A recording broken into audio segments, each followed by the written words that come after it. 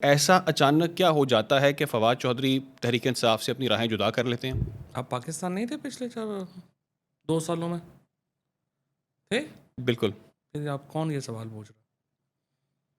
لیکن آپ اگر خود بتائیں کہ ایسا کیا ہوا کہ آپ کو پی ٹی ہر آئی ایک کو پتہ ہے پاکستان میں کیا ہو رہا ہے 2 سالوں سے.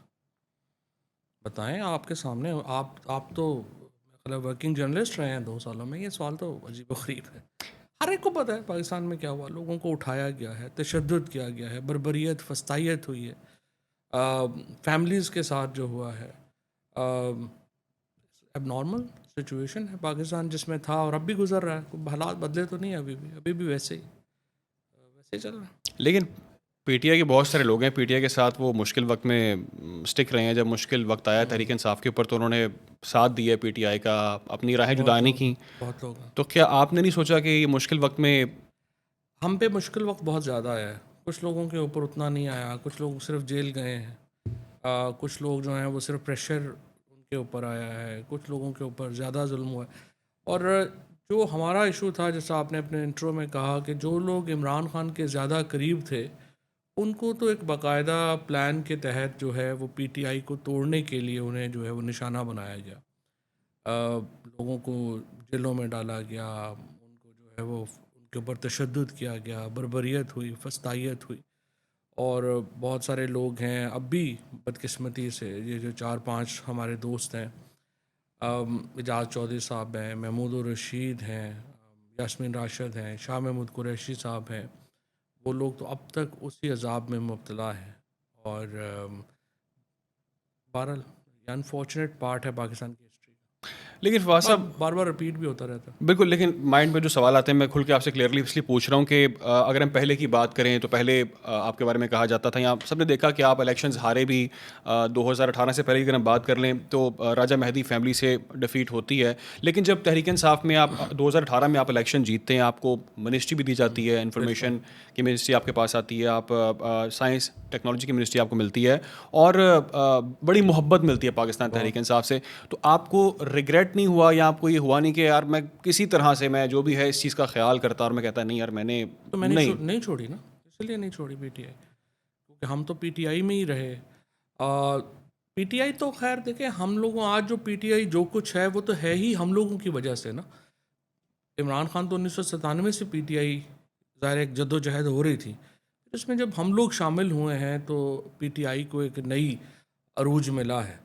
اور جو پیناما کے بعد اسپیشلی جس طریقے سے ہم نے جو محنت کی, جو ہم نے رول ادا کیا خان صاحب کی قیادت میں, جس طرح سے ہم نے پارٹی کو ایک قوت بنایا, اس کے نتیجے میں ہم 2018 کا الیکشن جو ہے وہ جیتے.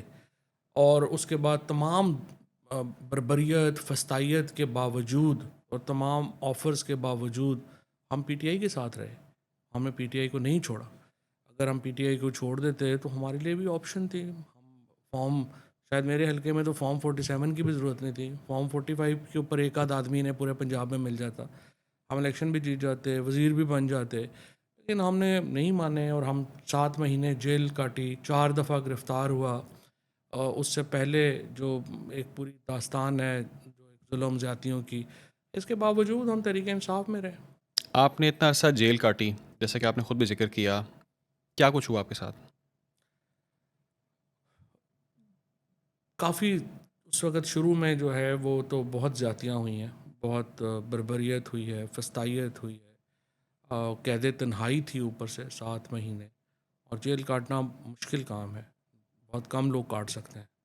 اور پھر کچھ جیلیں کچھ عمومی طور کے اوپر ہوتا ہے کہ جہاں پہ آپ ایک عمومی جیل ہوتی ہے, ہم لوگوں کو بڑی ایک آئی وڈ سے کہ ایک خصوصی ٹیررسٹس کی طرح ٹریٹ کیا گیا. ایسے لگے کہ جیسے ہم کوئی انڈین را کے ایجنٹ ہیں جو پاکستان کے اندر دہشت گردی میں ملوث پکڑے گئے. تو ہمارے ساتھ جو ہے وہ اس طرح کا سلوک کیا گیا جیل کے اندر تنہا آپ.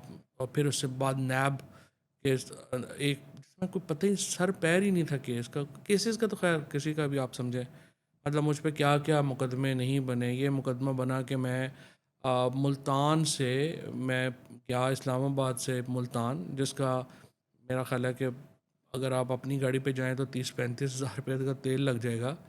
اور میں نے 1850 روپے کی جو ٹوٹیاں ہیں وہ ایک اسکول سے چوری کی.